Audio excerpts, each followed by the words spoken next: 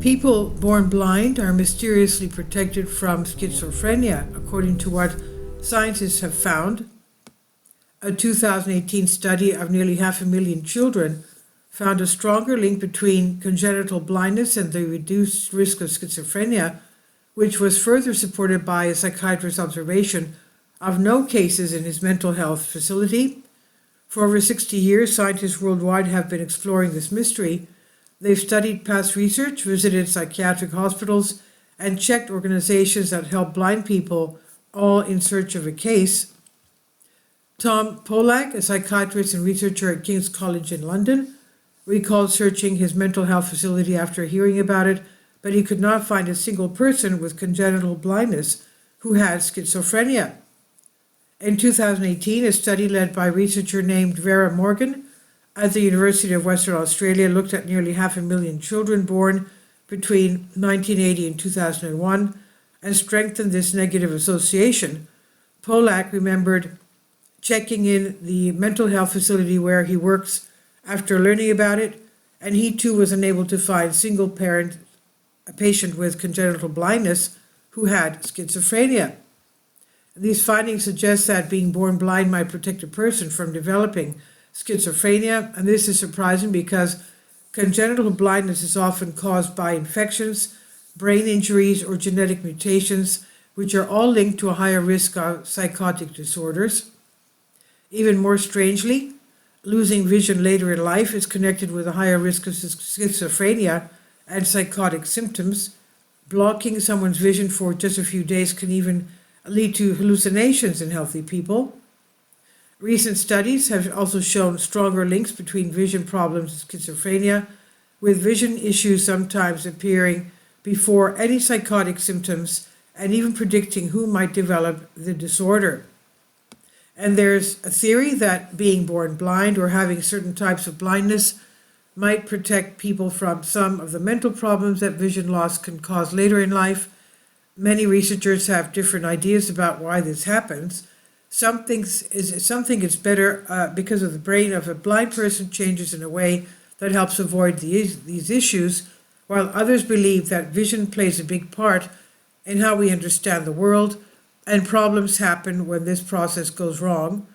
Some scientists believe that the connection between vision and mental health problems like schizophrenia may help us understand the disorder better. It could give us clues on why it happens, who might get it, and how to treat it. In a 2004 study, 13 people who could see were blindfolded for 96 hours. 10 of them reported seeing things that were not real after just a day or two.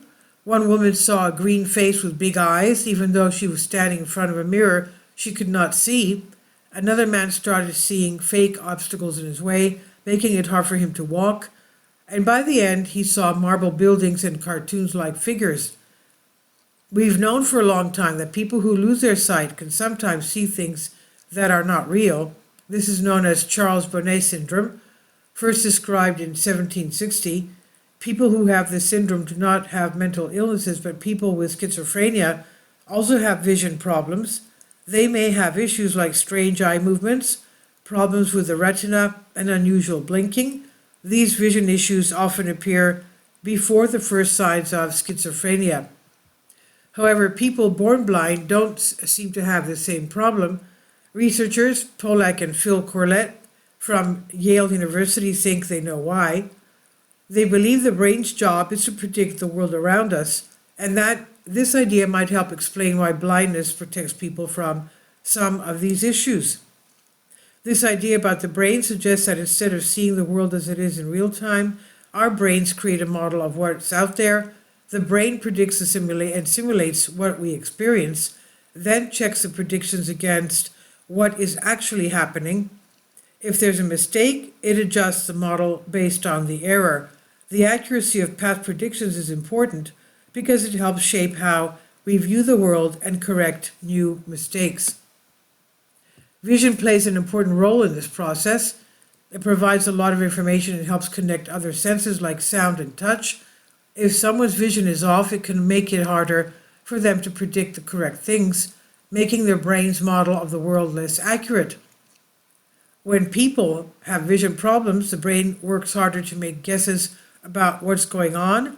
If you could not see at all, you would build up false ideas of the world, but it could also make things more difficult later on, thinking difficult. It may help researchers understand why people with schizophrenia often have problems with vision and sensory processing earlier in life.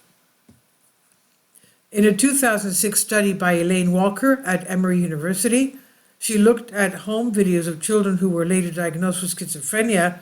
Many of the children seemed clumsier, often dropping a ball during catch, stumbling, or tilting to one side. This suggests that they had trouble sensing and interacting with the world. When children of mothers with schizophrenia showed problems with their vision as they grew up, it can help predict whether they will develop schizophrenia later.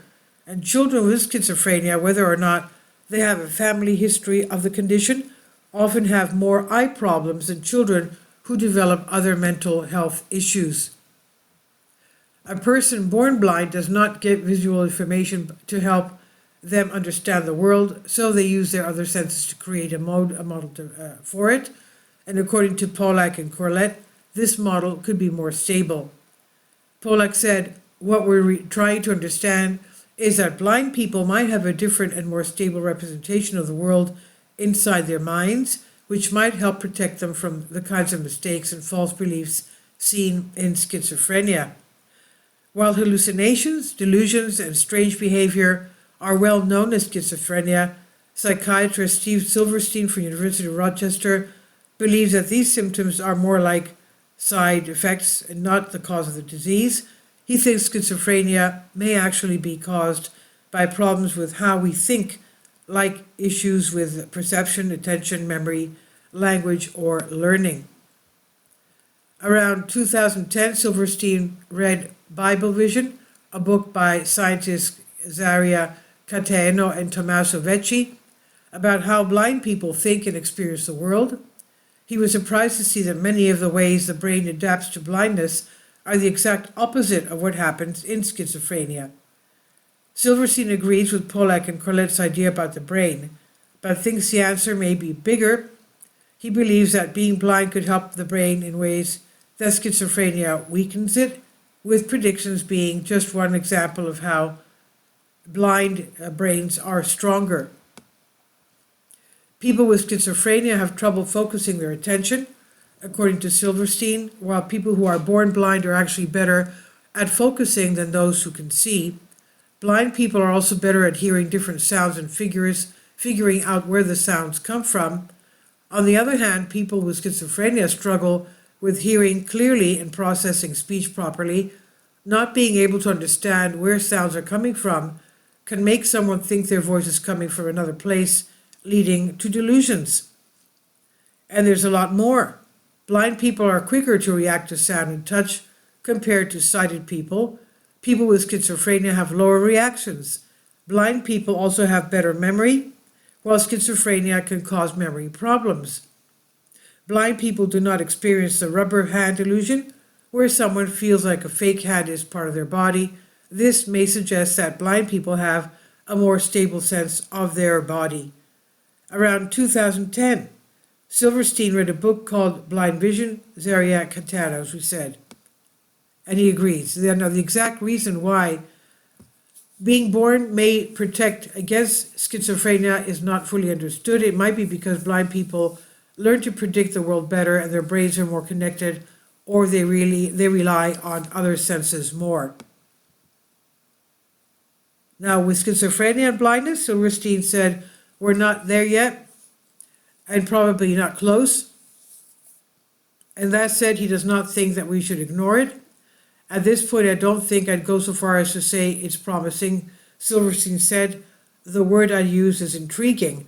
In some ways, this is one of the most interesting observations in a long time in schizophrenia research, because it's the only thing that seems to be protective against schizophrenia. And I think there's something here, and this should be looked into much more. And this is on House and Wives by Vicky Verma.